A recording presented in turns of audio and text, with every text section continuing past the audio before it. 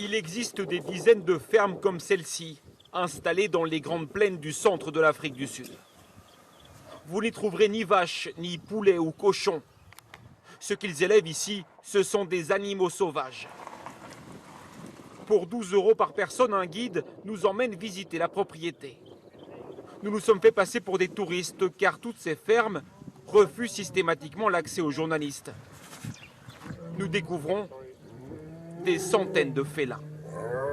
Les animaux que nous gardons ici sont dangereux. Ils peuvent passer leurs pattes à travers le grillage et vous attraper.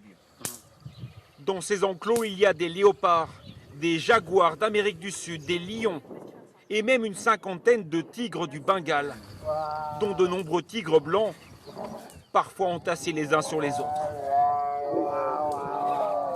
Ce n'est pas illégal, mais les éleveurs veulent éviter toute mauvaise publicité. Ces tigres sont originaires d'Inde, du Bengale. Nous n'avons pas de tigres en Afrique.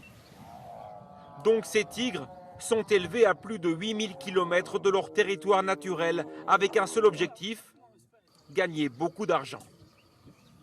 C'est un commerce rentable? Oui, bien sûr. Un jeune tigre qui a 3 mois vaut plus de 800 €. Et un tigre adulte qui a fini sa croissance, c'est près de 11 000 €. Et on peut exporter des animaux comme ça? Oui, bien sûr, mais c'est cher. Ceux qui ont les poches bien remplies peuvent le faire. En quelques années, l'Afrique du Sud est devenue le premier exportateur de tigres au monde.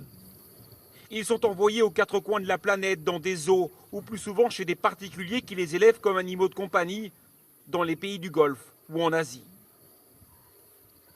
À Johannesburg, nous avons montré les images que nous avions filmées chez les éleveurs de tigres, à Sbaradalo. Oh mon Dieu, c'est épouvantable. Elle se bat pour l'interdiction du commerce d'animaux sauvages. Garder des lions et des tigres et en faire de l'élevage intensif, ça n'a aucun sens. Ça ne permet absolument pas de préserver l'espèce, en aucune façon. Et comme ces tigres ne sont pas des espèces sud-africaines, il y a un vide juridique concernant leur protection. Nos lois et nos protections pour les animaux exotiques sont presque inexistantes. Donc vous pouvez chasser des tigres en Afrique du Sud, vous pouvez les vendre à n'importe qui. Vous pouvez les garder dans votre jardin, vous pouvez en faire de l'élevage. Vous pouvez faire absolument tout ce que vous voulez. Il n'y a aucun moyen de vérifier ce qu'il advient de ces animaux sauvages une fois qu'ils ont été exportés. C'est très difficile. Ce commerce de tigres va encore beaucoup plus loin. Dans de nombreux cas, ce sont des carcasses qui sont exportées depuis l'Afrique du Sud vers l'Asie et la Chine, où selon la croyance, les os de tigre ont de nombreuses vertus médicinales. Ils sont transformés dans ces pseudo-médicaments vendus à prix d'or. Ce tigre s'appelle Race.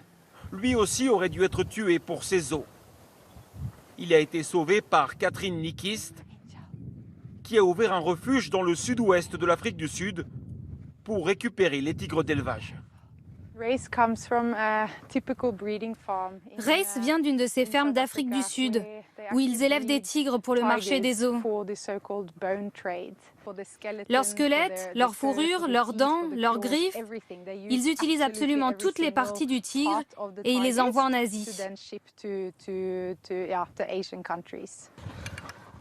Ici, il n'y a qu'un tigre par enclos. L'organisation est financée par des dons. Catherine veut parler le plus possible de ce trafic pour faire bouger l'opinion publique et les autorités. Parfois, je perds espoir. C'est une telle industrie, il y a tellement de personnes, tellement d'argent en jeu. C'est comme une mafia. Aujourd'hui dans le monde, il y a 2 fois plus de tigres en captivité que dans la nature. Et les tigres élevés en captivité ne sont pas officiellement protégés par les conventions internationales.